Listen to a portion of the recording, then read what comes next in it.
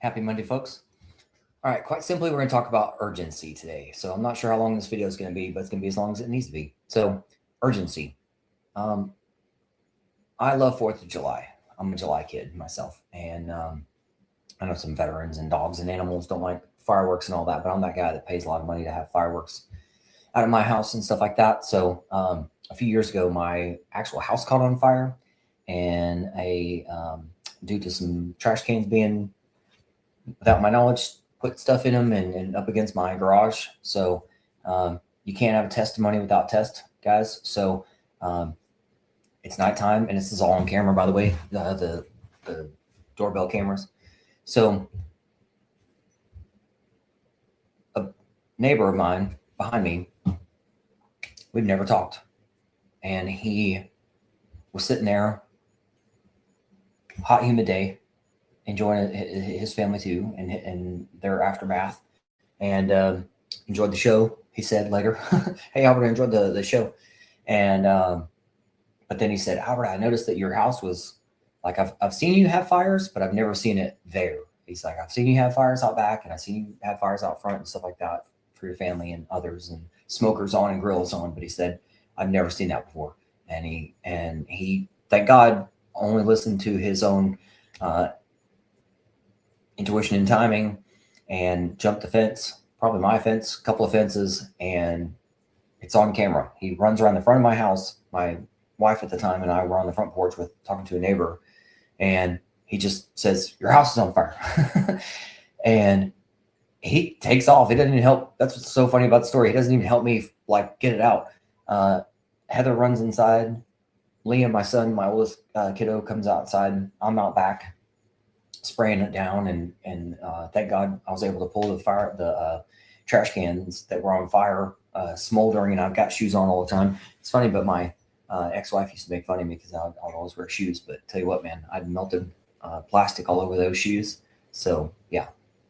Anyway, so preparedness, right? So but yeah, I pull the trash cans back, and my son and I start just laying on this fire, and obviously fire department shows up, and by the time they get there, everything's out. But they say, "Hey, you know what? We got some hot spots up in this," because we didn't have a separated garage. It's attached, but it's just not underneath the house like most of them. So if it was underneath the house, I mean, different story, guys. I'm telling you, different story. It's not 10 seconds. It's like 1 second would have been different. But just all the timing was, it all came down to like 5 to 10 seconds. If this guy had hesitated 5 or 10 more seconds, my house was gone without any of us knowing, because it was on the back end of it. We had no idea. And I had a house full of family and stuff like that. So my kids, 2 daughters, were upstairs sleeping by that time. So the main house was saved. The firefighters had to spray down the garage, and that's what causes the most damage. But my point is telling you guys this stuff is urgency. I'm telling you stuff that again, my second book's coming out here soon, and it seems like we're sticking with the name 3 promises. 3 promises. So number 1 is God's promise for your fulfillment and your abundance. Number 2 is you've served or you're serving, so you've already started earning money for yourself, life-changing money for yourself and your family. And this is like all in his what he wants, right? He wants us to have multi-generational wealth, but it starts with us, and then it's multi-generational. Then we help others. Okay, so harvest time. That's why we have to have a team right now to work together to harvest. So every time I talk to somebody, even anywhere I go, guys, it could be, I was at a music festival over the weekend, just happened to pop by a small town in Indiana. It's your legit small town. They shut down the street for a street fair, and there's vendors and all this kind of stuff. And of course, anytime I see somebody with a hat on or a shirt on, my daughters and I will hand out cards and say something to them pretty quick. But my daughters weren't there for this one. So there's a young guy that came up to me as soon as I showed up on my motorcycle. He starts asking me about stuff because he's wanting to go into the service, because he was saying that he wanted to provide for his young family, and the civilian market just isn't going to do what I told him. I was like, holy crap, man, there's 3 levels of money. There's right now money, mid-range money for your kids in college, and long-range death benefit money. that I help my clients through. And it's for a guy who's 20 years old. I mean, he's probably looking at $6, 7, 8, $10 million in his lifetime just from that. Inflation obviously I'm factoring that in too. But like today's dollars, it's like $6 to $10 million for the lifetime of a young guy at that age, and that's true. That's the truth. So guys, who wouldn't want that sense of urgency? Well, then I see a guy in a Vietnam hat. Actually, I paused the young guy and I said, "Hey man, I got to hand this dude and his wife a card," and I hand the Vietnam guy a card, and I didn't want to be rude to the young guy, and I said, I look at his wife and I said, "Hey man, make sure that you square him away." Long story short, about an hour or so later, I'm sitting down listening to this music stuff and hanging out with a shade tree. It's nice to sit under a shade tree. And the wife of the Vietnam guy comes by and she starts asking me questions, and I stand up to talk to her, and yeah, she's said the same thing to all of us know, is that she's beating her head up against the wall trying to get him to take care of himself, and they've been married for 13 years and so on. She seemed pretty younger than him, and so anyway, we're talking about, okay, you may not have all the mid-range money for your kids in college, but you do have right now money, you do have death benefit money.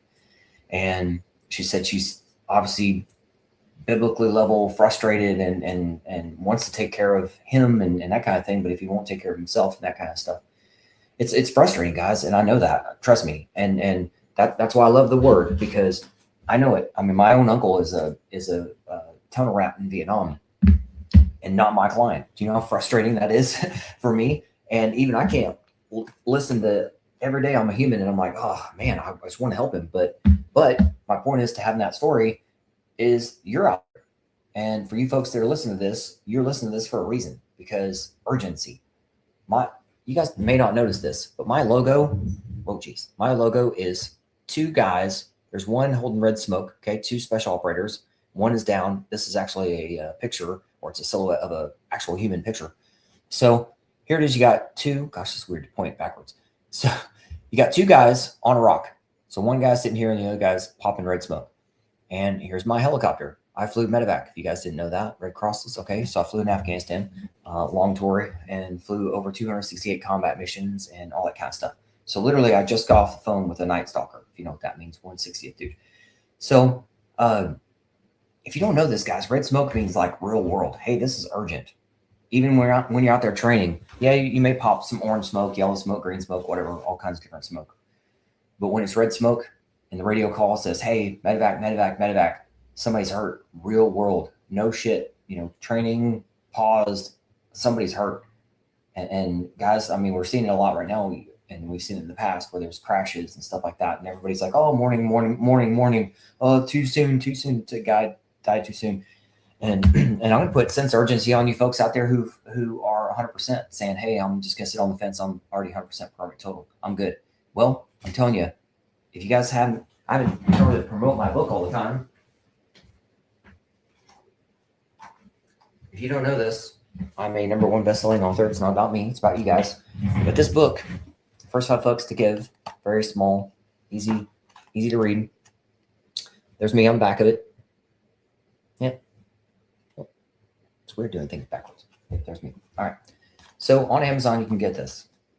And what you'll find in my introduction is why I do this. So, and there's a story of a mentor of mine. And I'm not going to give you all the details of it right now, but there's words like he was 100% permanent total. He was an amazing dude. And he used to be alive. So you can look that up. I'm not going to read it to you. But my point, guys and gals out there, is there's never too soon, but there is too late for yourself. And every day I pray, and I'm happy to tell you this, every day I pray for right now and long range. My right now is, God, help me bring some heaven, as much heaven down to earth right now as I can. And that's by connecting with my 1%ers out there. And I'm saying 1% because there's always going to be 1% of us just who serve our nation, served, however you want to say that, our nation, and serving. And even if we're out, okay, even if we're out of uniform, we're still serving each other, supposed to. So that's why I do this all the time, to be out in front of you guys, to bring some heaven down here to earth.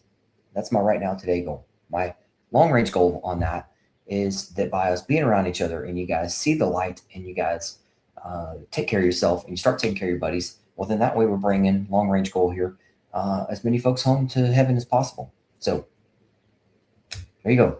Guys, sense of urgency. Yes, get on my calendar today.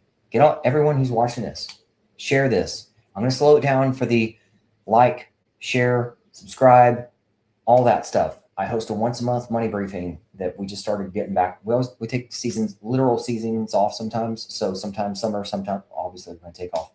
I'm not here on Christmas Day money briefing, but on LinkedIn, there's a money brief that I host every month, and I just hosted it last week. So it's every third Tuesday.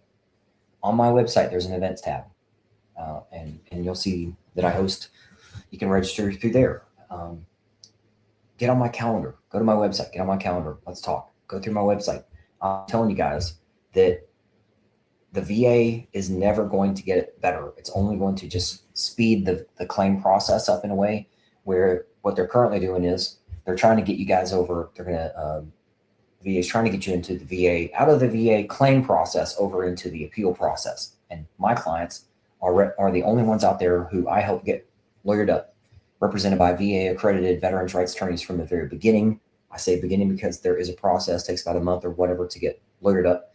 So I don't say from day one, even though AI is like, oh, Albert gets people AI from day one. No. There's a process. It takes time. But I and my clients are represented by VA Accredited Attorneys. So I, Albert, am not an attorney or doctor. I'm a guide. So it takes a team to harvest.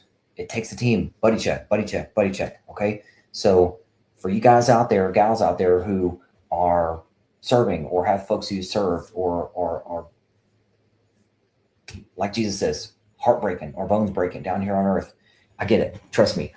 I talk to this thing and this thing, pointing at the camera, not you, all the time. I love talking with you guys. I love hugging you guys. Every time I'm with somebody, if you just had a fast-paced camera on me, watching me, it's like I walk up to killers, and then by the time I'm done, we're hugging. And you guys are like, God bless Albert, keep going. So I love getting hugs, and I really don't care to be in front of camera. I don't mind it, but I just know it's a means to an end.